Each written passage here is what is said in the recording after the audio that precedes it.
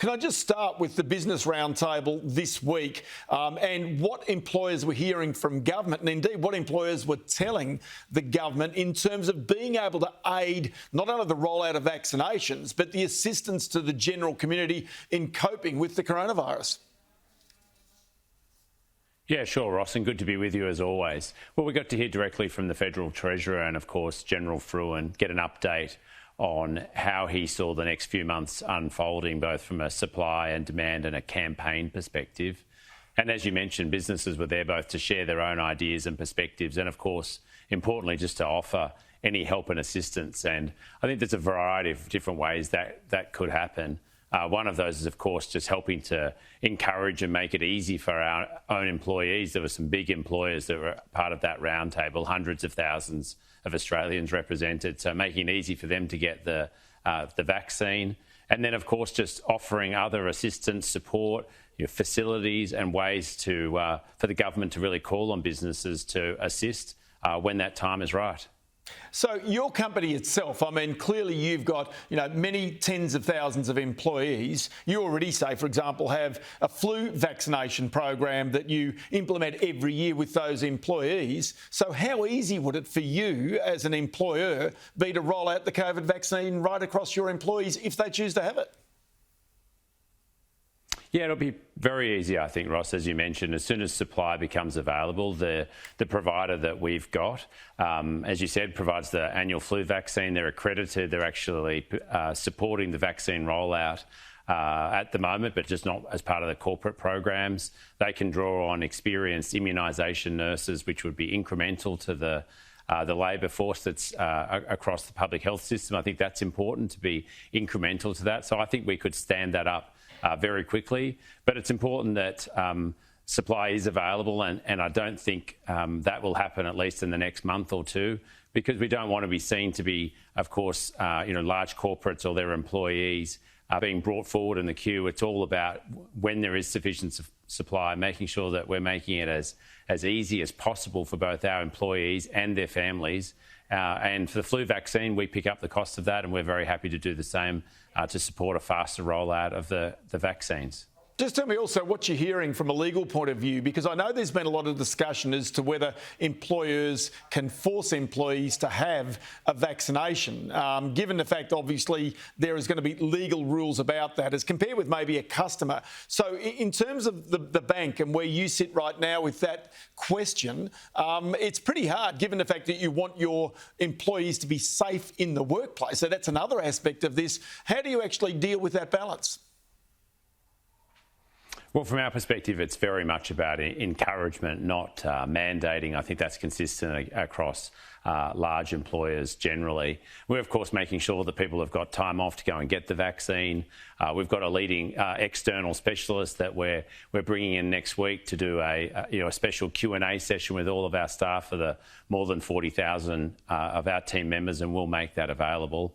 And I think this is an issue. I've spoken to a few CEOs in the last week or two from the US, and I mean, they've got about between 40 and 50% of their workforce, many places, at the moment in the US, and they're grappling with exactly that. There's probably about 20% that are indicating that they don't want to have the vaccine, and they're trying to work out, well, which ones of those will be allowed back into the office? Will they be wearing masks? A whole range of different conditions. We're not having to confront that now, but there's certainly some of the issues that employers and just generally, I think, in the community will be grappling with later this year. Gee, because thinking about that, directors, public company officials have got responsibilities to provide a safe workplace in Australia. That's a law. And so this is where, as I say, that balance becomes pretty tricky. The legal advice is going to be interesting to see how you do that against, again, right now, companies not being able to insist that their employees go and get the coronavirus vaccines. That's right, and I think it will continue to be about encouraging people to participate and to receive the vaccine. But of course, there may be roles in certain sectors of the community that it'll be a requirement depending on the risk profile of that. You see that, of course, in in certain healthcare professional roles. But yes, we'll absolutely be very much focused around trying to protect our employees, providing a safe workplace, as you said, making sure that's safe for customers. So there are going to be a number of practical issues that we'll need to confront. But at the moment, it's really about making sure that we're mobilising all aspects of the community, and large and small businesses play an important role in that. And I know from speaking to a number of my peers, they're absolutely ready and prepared to support the federal and state governments in whatever way we can. The other thing that you're having to confront right now is the extended lockdowns, particularly in Sydney, so Australia's biggest city and economy. And so, from that point of view, as the lockdowns are extended, that clearly has an impact on businesses. Small and medium-sized businesses have got to pay their rent, got to pay their employees potentially, and especially without any JobKeeper this time around.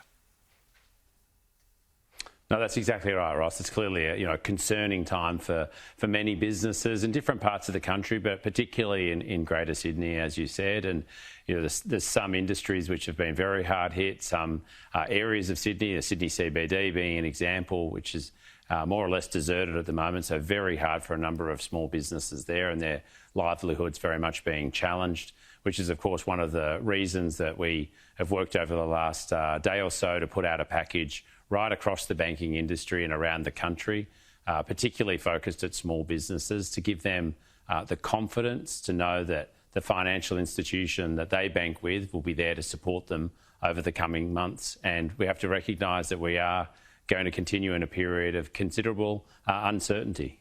OK, so the banks say, for example, giving customers with business loans of up to $3 million, better business loans, I should say, will be offered a repayment holiday of up to 3 months. That's one thing that you can do, a concession you can give. But the question is, again, whether the stresses of paying rent, paying wages, all that type of thing are going to now bring a number of these business customers to their knees. I mean, the bounce back we know is going to be there when eventually the cities are opened up again. But the real problem is whether they can survive the lockdown periods as well. That's right, Ross, and I think that's what gives people hope, as we saw how strongly the economy did bounce back when there's greater confidence and certainty around the health situation. But clearly we need to be able to support businesses through that difficult time, and that's why we've offered, and we're going to start proactively contacting some of our business customers that we can see would be hard hit by the ongoing lockdowns or trying to recover from lockdowns in other parts of the country. We're going to start contacting them proactively on Tuesday. But irrespective of whether you bank with the Commonwealth Bank or another bank, there's certainly packages that are consistent and available across the industry. And we think that that's really important to provide that confidence to businesses to hang in there over the coming weeks. And of course, we'll be there to try and support them through that. And what was the message out of the Treasurer when you saw him this week? JobKeeper, yes or no? Is he resistant to bring it back in, or is it different forms of support this time around? Well, look, I think both at a federal and state level, clearly watching the situation very closely, thinking through what's the best way to support businesses. Of course, the Business Roundtable was very much about how to support the vaccine rollout. But as you would expect, there's a lot of engagement with different parts of the government at the moment. We're clearly going through a difficult phase, but as we saw last year, when the community and both government, big and small businesses come together, we can achieve really good things together, provided we've got sort of clarity and alignment. And I see that engagement working extremely well at the moment. Yeah, Matt Comyn, Chief Executive of the Commonwealth Bank. Always great to have you in the program. We appreciate your time. Thanks very much, Ross.